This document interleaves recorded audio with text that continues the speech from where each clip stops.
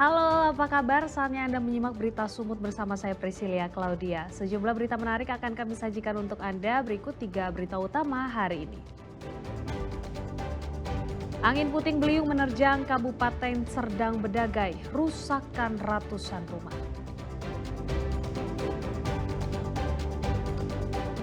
Tidak butuh waktu lama, pelaku dengan cepat mencuri kaca spion mobil yang terparkir di pinggir jalan.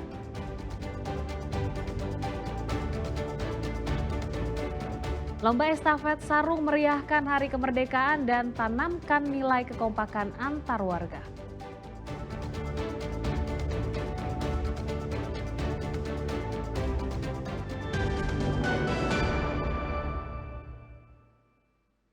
Ratusan rumah di Kabupaten Serdang Bedagai porak-poranda usai diterjang angin puting beliung pada Jumat dan Minggu malam.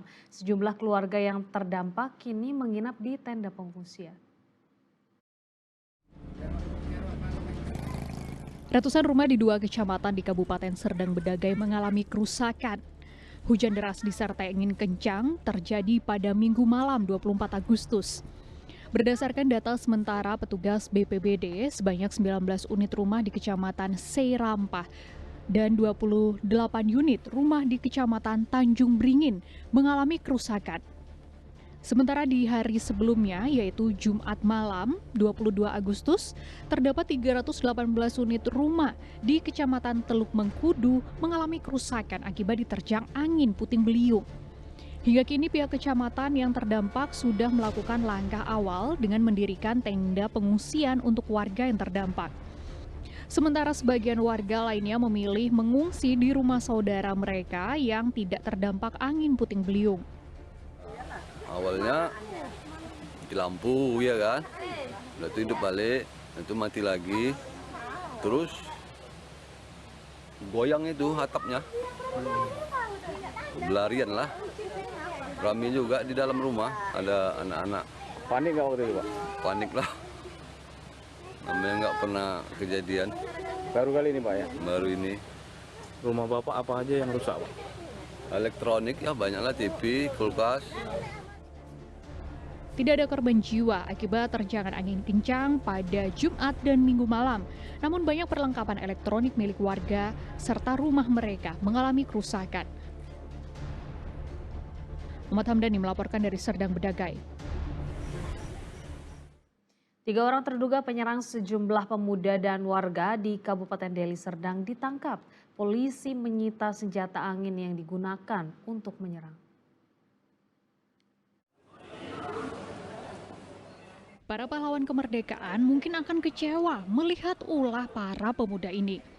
2 kelompok pemuda dari 2 ormas yang berbeda justru terlibat saling serang usai memasang spanduk ucapan peringatan Hari Kemerdekaan di Jalan Irian, Kecamatan Tanjung Morawa, 12 Agustus lalu. Akibatnya 2 orang terluka dan dirawat di Rumah Sakit Umum Lubuk Pakam. Ironisnya selang 2 jam usai pertikaian, tiba-tiba sebuah mobil berisi 3 orang mendatangi kerumunan warga dan langsung menembak ke arah warga menggunakan senapan angin berjenis tabung. 3 pelaku akhirnya ditangkap Polrestabes Deli Serdang dan mobil para pelaku dirusak warga yang kesal. Pada saat itu diseranglah oleh sekelompok massa, kemudian pada saat dievakuasi karena ada korban yang luka-luka, dievakuasi ke rumah sakit, dilakukan pengejaran oleh pihak lawan. Dilakukan pengejaran. Nah, pada saat kejadian penyerangan rumah sakit itu kebetulan anggota kami juga berada di sekitar lokasi mengamankan korban. Nah, pada saat korban sampai di rumah sakit, tidak lama kemudian masuk mobil. Tak cuma memalukan, ulah 3 pemuda ini akhirnya berujung pada ancaman hukuman 7 tahun penjara. Kemerdekaan yang diraih penuh perjuangan oleh para pahlawan ternyata justru dinodai dengan ulah tak pantas segelintir pemuda. Muhammad Hamdani melaporkan dari Deli Serdang. Waspada bagi Anda warga Medan yang kerap memarkirkan mobil di pinggir jalan. Terutama di malam hari, pencuri spesialis kaca spion kerap mengincar kaca-kaca spion mobil yang diparkir di pinggir jalan.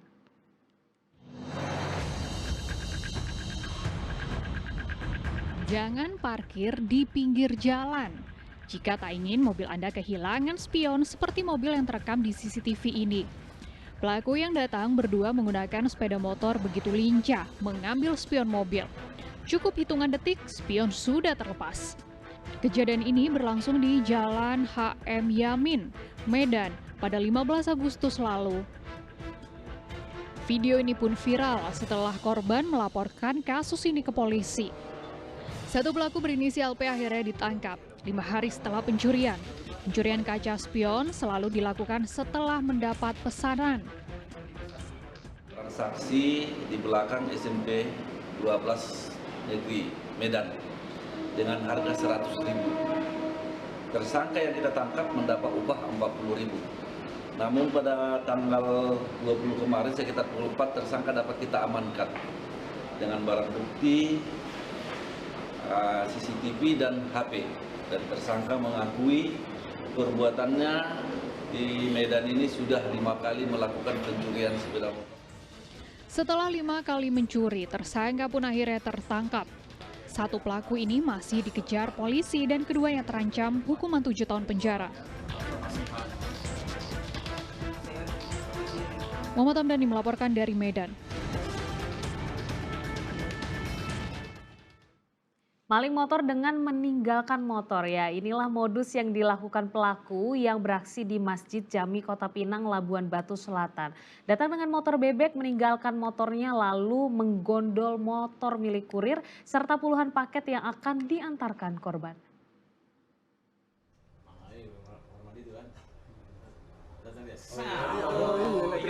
Beristirahat di Masjid Jami Kota Pinang adalah hal yang biasa dilakukan kurir jasa ekspedisi. Beberapa pengendara pun melakukannya, termasuk pengendara motor bebek yang terlihat di CCTV.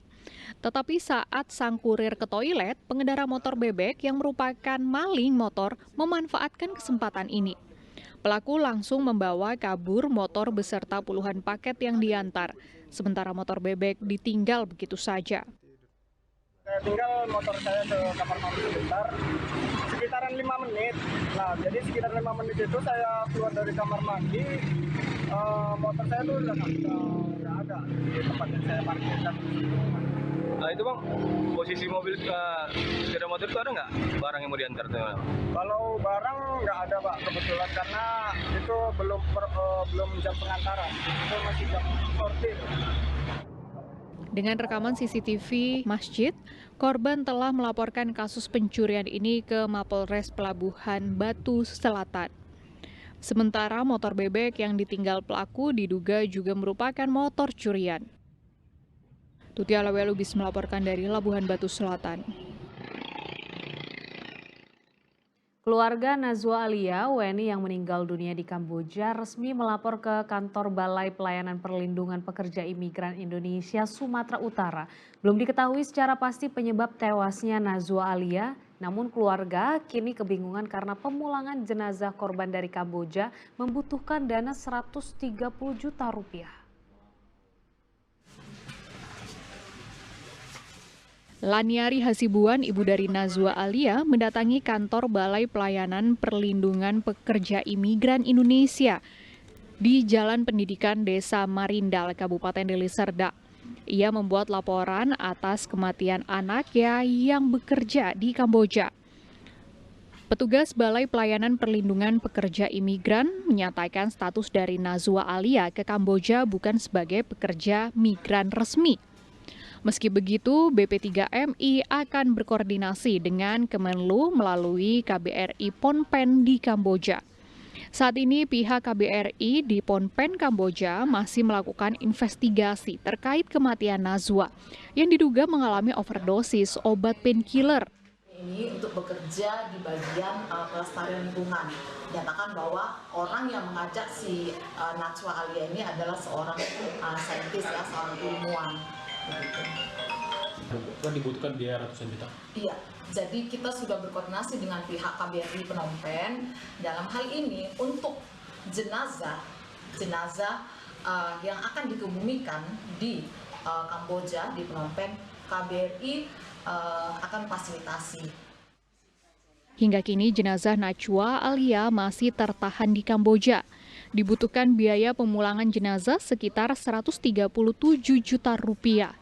KBRI tidak dapat menanggung semua biaya. Sang ibu meminta bantuan pada pihak lain yang memungkinkan bisa membantu dana pemulangan anaknya. Muhammad Hamdani melaporkan dari Deli Serdang.